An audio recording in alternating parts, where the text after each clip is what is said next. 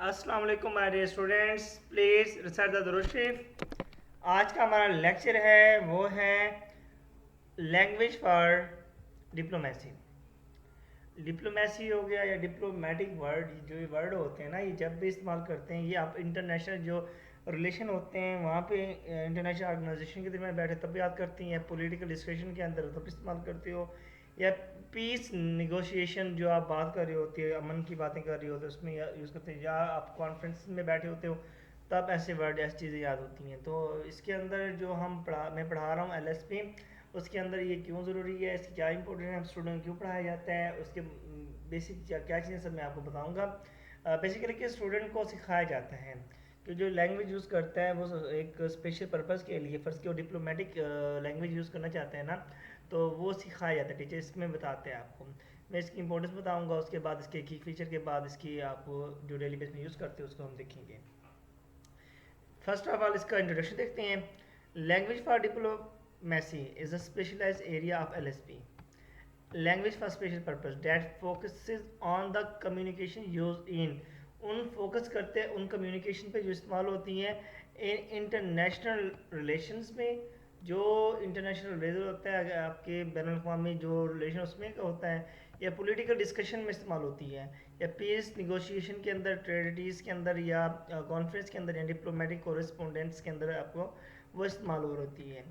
It trains learner, ये इसमें हम ट्रेन करते हैं लर्नर को कि to use formal, respectful and cultural sensitive and strategical language use करें। लेकिन किस में यूज़ करें? इन हाई लेवल के अंदर, पॉलिटिकल के अंदर, गवर्नमेंट के अंदर, या ग्लोबल डिस्कशन के अंदर।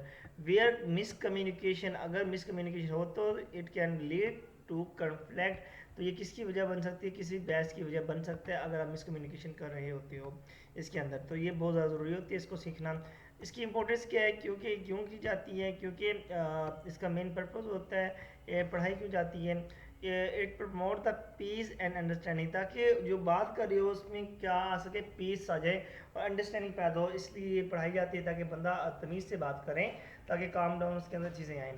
इसमें कैन लैंग्वेज कैन कॉम या escalate situations in international affair, इसमें ऐसे वर्डिंग यूज़ की जाती है जिसके अंदर क्या आपको पीस नज़र आएगा, एग्रेशन नज़र नहीं आएगी। फोस्टर ग्लोबल कॉपरेशन, जैसा कि डिप्लोमेट्स मस्ट कम्युनिकेट क्लियरली होनी चाहिए, रिस्पेक्टफुली होंगे एंड इनडायरेक्टली, डायरेक्टली आप बात नहीं कर सकते, इनडायरेक्टली आप इसमें बात कर रहे होते हो। Develop cross culture awareness, understanding the culture values and customs is a की इन डिप्लोमेसी। हाँ जी, जो आपके पास इसकी ये इसलिए पढ़ाया जाता है ताकि जो हमारा लर्नर है जो बात करना चाहते हैं डिप्लोमेटिक, उसको उनकी जो नेक्स्ट जिस पर्सन से बात करे कि जिस सोसाइटी में गया हुआ है, जिस कंट्री में गया हुआ है, उसको कल्चर वैल्यूज़ का पता होना चाहिए, कस्टम का पता चाहिए। ये क्या है, एक बहुत ज़्यादा इंपॉर्टेंट की है किसके अंदर, डिप्लोमेटिक लैंग्वेज के अंदर। ट्रेन फॉर इंटरनेशनल रूल्स बढ़ाए जाते हैं ताकि उसको पता हो कि जो फॉरेन अफेयर कैसे हैं, एम्बेसीज क्या काम करती हैं, किस तरह काम करती हैं, उनकी ग्लोबल NGOs, ठीक है, या एम फॉर कैरियर, उसको हेल्प होती है किसके लिए, स्टूडेंट्स को इसलिए पढ़ाया जाता है ताकि इन चीज़ों को उनको पता होना चाहिए, ठीक है, जो जहाँ पे वो जाते हैं बात करने के काबिल हो जाएँ। इसकी जो की फ़ीचर है आपको डिप्लोमेटिक लैंग्वेज के, उसके अंदर पहला की फ़ीचर के अंदर आपके पास आ जाता है, वो है आपके पास फॉर्मल टोन। आपकी ट्यून फॉर्मल होनी चाहिए, क्योंकि उस इनफॉर्मल आप बात नहीं कर सकते, क्योंकि आपको इंटरनेशनल ऑर्गेनाइजेशन के दरमियान बैठे होते हो, आप वहाँ फॉर्मल लैंग्वेज यूज़ कर सकती हो। लेकिन मस्ट ऑलवेज रिमेन पोलाइट रहना पड़ता है, not aggressive and not dignified. आपको वहाँ पे डायरेक्टली नहीं होना, इनडायरेक्टली होना है, आपने अग्रेशन नहीं दिखानी, पोलाइट रहना है, आपने ये चीज़ों में आप जैसे कि एग्जाम्पल है, we appreciate your concern regarding the matter. ये हमने डिप्लोमेटिक टर्म यूज़ की कि we appreciate your concern regarding the matter, you are wrong about this issue. Directly नहीं कहा कि आप गलत हैं, हम ये कहा कि वी अप्रिशिएट योर कंसर्न, हम आपके जो आपने पॉइंट ऑफ व्यू दिया हम उस कंसर्न की हम अप्रिशिएट करते हैं regarding the matter. Rewriting blunt statement into diplomatic ones, ये तो वैसे उसने LSP प्रैक्टिस के लिए हो गया स्टूडेंट के लिए। इसके बाद आपके पास सेकंड आ जाता है इनडायरेक्टनेस एंड डायरेक्ट। इनडायरेक्टनेस कहते हैं इनडायरेक्टली ये बात होती है, इस पर आपने बात करनी, डायरेक्टली बात नहीं करनी, ठीक है। Diplomacy often involve saying things politely and indirectly to avoid offence and tension से बचने के लिए, वर्ड से, फ्रेंड से बातचीत से हम क्या करते हैं, इनडायरेक्टली बात करते हैं, पोलाइटली बात करते हैं। जैसे कि हम ये नहीं कहते कि must stop this actions immediate, क्या फ़ौरन ये एक्शन रोक दें, हम ऐसे तो ये डायरेक्टली होते हैं।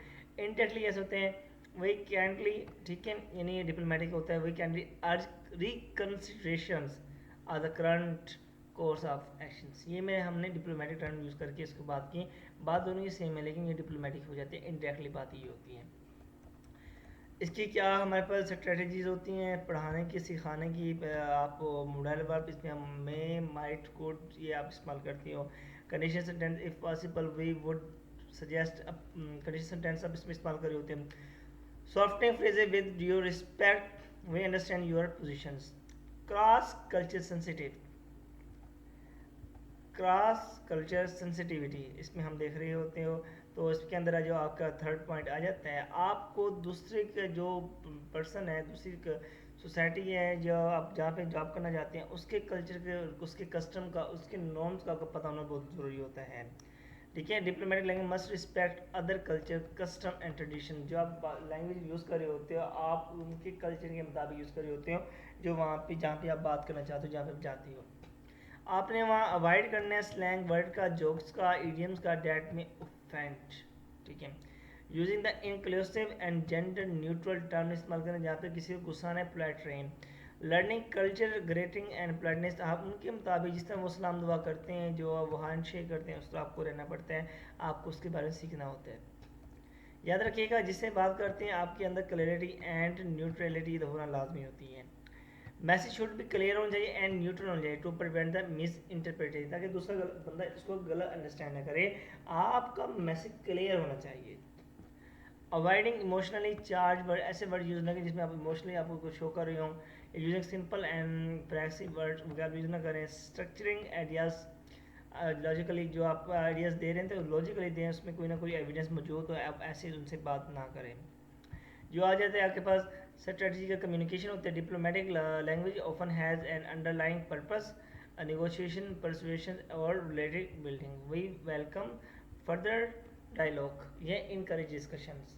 We take note of your remarks, ये एक्नॉलेजिंग विदाउट ग्रेटिंग। ठीक है, we welcome, we take note of, आपने दोनों सेंटेंस यूज़ करें, इसमें आपको समझ आ गया। फिर नेक्स्ट आपके पास आ जाता है रिटन डिप्लोमेटिक कम्युनिकेशन।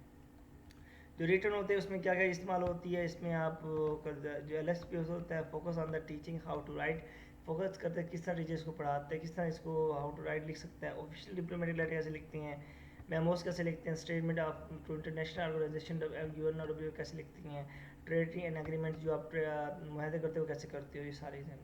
जैसे कि उसने एग्जाम्पल देखी, to his excellency ambassador France, subject है, फिर टेक्स्ट है, इसने सारा एक प्रोसेस बताया, इस तरह की चीज़ें ये होती हैं, तो आप इसको इसमें आपको सिखाते हैं। क्लासरूम की एक्टिविटीज़ होती हैं आपके पास, डिप्लोमेटिक लैंग्वेज जो टीचर होता है वो इस्तेमाल करता है एक्टिविटी, वो रोल प्ले, इंटरनेशनल नेगोशिएशन, ताकि बच्चों के अंदर ये करे, ताकि बच्चों में क्या आ जाए कि पोलाइटनेस, स्ट्रेटजी और कल्चर सेंसिटिविटी आए। Rewrite the aggressive text diplomatically tone control, ताकि ऐसे टेक्स्ट लिखवाए ताकि बच्चों को समझ आ जाए, उसके टोन को कंट्रोल करने के काबिल हो जाए।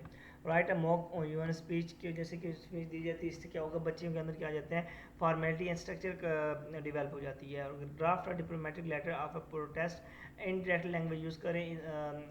सेम्यूट embassy communication, written clarity and professionalism इससे आता है जब बच्चों से आप करवा रहे होते हो।